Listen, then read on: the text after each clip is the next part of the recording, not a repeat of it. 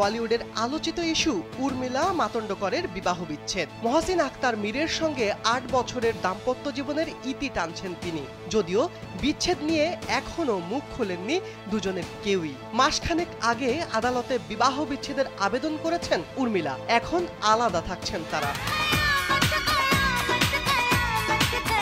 উর্মিলা মহসিনের ডিভোর্সের কারণ হিসেবে ভারতীয় গণমাধ্যমের প্রতিবেদনে বলা হয়, দুজনের বয়সের ব্যবধান পারিবারিক সমস্যা তৈরি করেছে। ইডেন বে কক্সবাজার সমুদ্র সৈকতের উপর নিজেদের একটি ঠিকানা।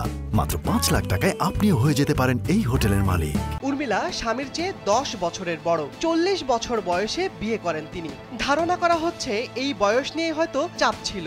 এছাড়া উর্মিলা মহসিনের সংসার ভাঙার পেছনে অন্য আরেকটি কারণ আলোচনায় উঠে এসেছে, তা হলো টাকা নিয়ে এই দম্পতির মাঝে ঝগড়া হয়েছে।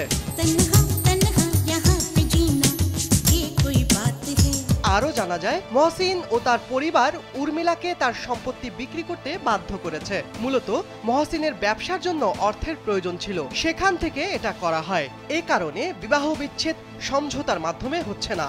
৪ মাস আগে আদালতে বিচ্ছেদের আবেদন করেন উর্মিলা।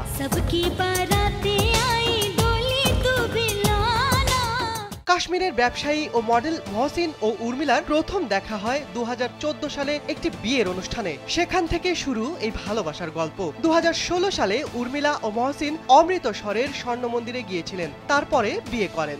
তবে গত ৮ বছরে মীর উর্মিলাকে খুব একটা প্রকাশ্যে আসতে দেখা যায়নি। বলিউডে বহু হিট সিনেমার উপহার দিয়েছেন উর্মিলা। তার অভিনীত রঙ্গিলা, দৌড়, জুদাই, কুওয়ারা, খুবসুরত, দিল লাগি সিনেমাগুলো অন্যতম। শিবলি আহমেদ, কালবেলা।